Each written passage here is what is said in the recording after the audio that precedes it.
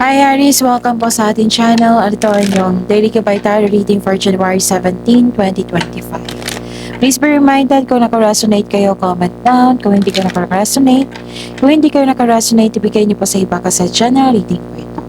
This is for you Aries ngayong January 17, 2025.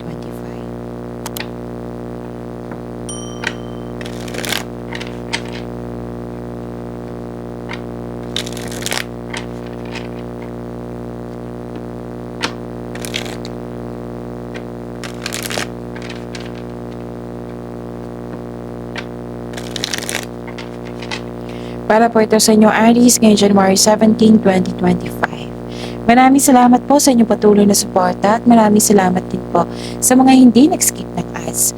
Gamitin ang reading na ito bilang gabay lamang sa mga hindi pa nag-subscribe.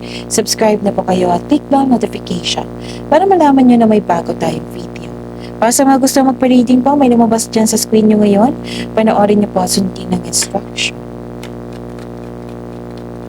Spirit Guide, mga ganap po para kay Aries sa inyong 3 cards po ngayong January 17, 2025. Para po kay Aries.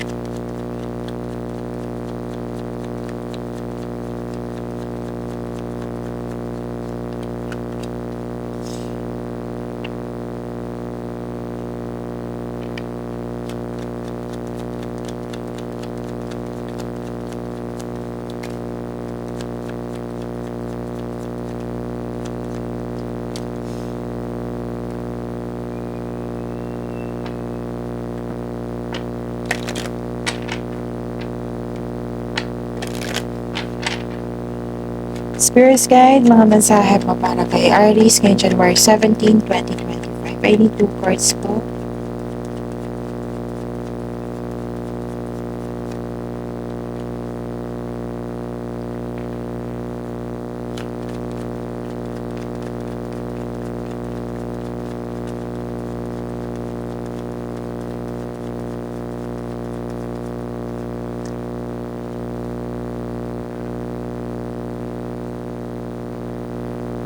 Okay. Ngayon, January 17, 2025, may nakita ko dito nag-observe sa'yo, nag-spy sa'yo, mahilig siya magmanipula, mahilig din siyang mag-react. May gusto siyang kunin sa'yo or minamanipula lang yung desisyon nyo, ideas, plano, ganun. Mag-ingat kayo sa kanya kasi may masama siyang intention. Tapos may nakita ko dito, you have the power, authority, and protection. Nakita ko dito na may kausap ka, pwedeng mother figure ito or isang wiser. Nag-uusap kayo regarding sa big business or sa career and finances po. Nalaman mo yung totoong intensyon ng isang tao, yung may taong hindi totoo sa inyo, nalaman niyo po kasi mataas ang inyong intuition. Nagkaroon din ng time for reflection, this is good. Oo, iwas overthinking yan. At mas lumawak yung ambition mo sa buhay, yung nag-update ka kung saan ka na sa goal mo sa buhay. And yes, wow, your hard work is paying off. Ang ganda. And your dreams need a practical plan. Spirits Guide, ano po yung energy ni Aries ngayong January 17, 2025?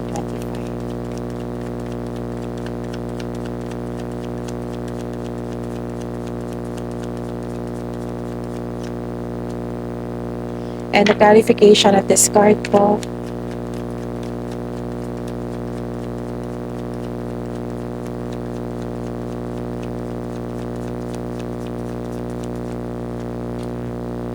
Okay. Kung may narinig kayo or may nakita kayong repeating message, meaning to say, pinupush ng cards yan kasi ang alam sa inyo hindi pa binigyan ng atensyon.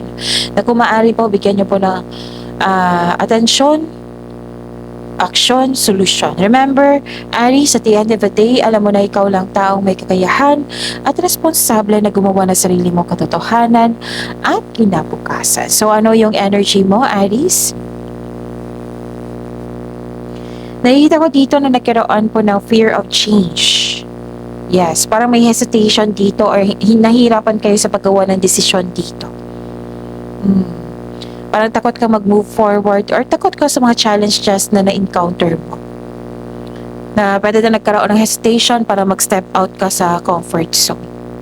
May plano ka na, pero parang mamaya na. Mm, parang ganun. Kasi nakaramdam ka ng hesitation dito, hindi ka sure sa desisyon mo, nagkaroon ng fear of change. Para hindi ka rin magkaroon ng hesitation, gawa kayo ng konkretong plano. Kasi sa paggawa ng konkretong plano, magkakaroon kayo ng confidence niyan. Mawawala yung hesitation na yan. Pero if you're not ready talaga, then do not do it. Do not proceed. Kailangan handa kayo. Okay? So, yun. Nakikita ko rin dito yung pagbalanse, stability. May kasiyahan buhat sa paglilibang, yes. And this cards reminds you na magkaroon ng balanse sa schedule. Panahon sa sarili, panahon sa pamilya. Kasi ang nila sa inyo, tutok buhos ang oras sa trabaho or sa kaka-travel. Pero dahil nag-iisip kayo ngayon, kung nagdadalawang isip kayo na sa paggawa ng desisyon, if you're going to travel, enough ba ang money? Sa dalawang card na nagsabi niyan eh. Kailangan ng tamang pag-manage dito. Sa financial man, sa oras, sa budget, gano'n. Pagbalanse sa emotion din, pwede.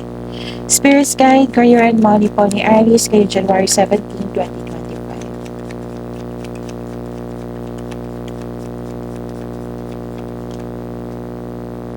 And the clarification of this card po,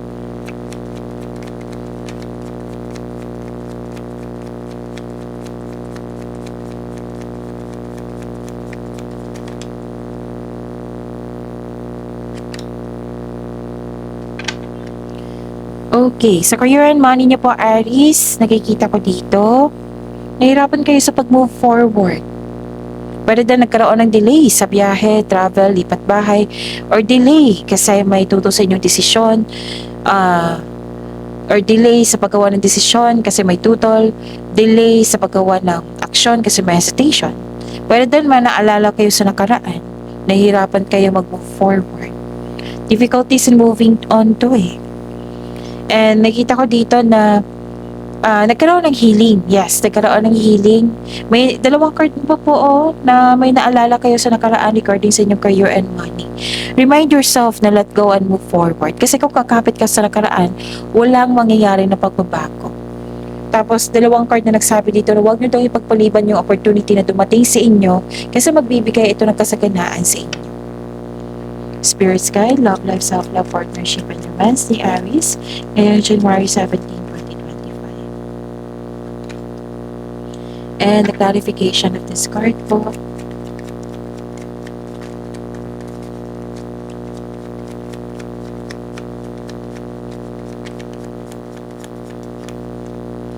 Maraming salamat po sa patuloy na tiwala, suporta sa ating channel. At maraming salamat din po sa mga hindi nag-skip na ads. Nakikita ko dito na nagkaroon po ng silver linings moving forward. So at the end of the day, magkakaroon ng moving forward. This is a hope sign, this is hope and healing, nagkaroon ng personal growth. So naka-move on ka na sa lahat ng unos na nagdaan, natanggap mo na ang mga nangyari, pinatawad mo na silang sitwasyon at higit sa lahat ang iyong sarili. So yun claim this moving forward, silver linings.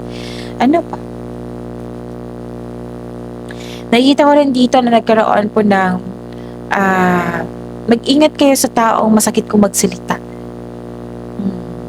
Kasi parang madistract ka sa kanyang pag-uugali, sa kanyang mga sinasabi. Oo. Pero then, yun, pinupush ng card siya dito, Aries from here to here, galingan nyo sa paggawa ng plano. Okay? Tapos, be confident. Huwag nyo hayaan naman na yung weakness po.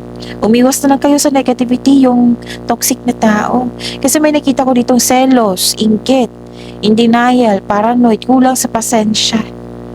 Umiwas na lang po kayo sa kanya kasi nakikita ko dito na maapektuhan kayo. Yan nga.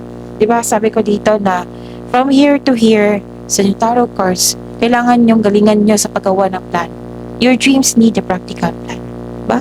Pinupush ng cards nyo And huwag kayong mag-alala kasi itong hard work mo is paying off. Basta magpatuloy po kayo. Kaya huwag niyong hayaan na ma-stop kayo na dahil sa pangit na pag-uugali ng isang tao. Isipin niyo yung sarili niyo. Okay? Pag-imani niyo po yung blessings sa binigay sa inyo. Aries, see you tomorrow. Please like, subscribe, and click the button for notification para updated po kayo sa daily tarot reading natin. Maraming salamat.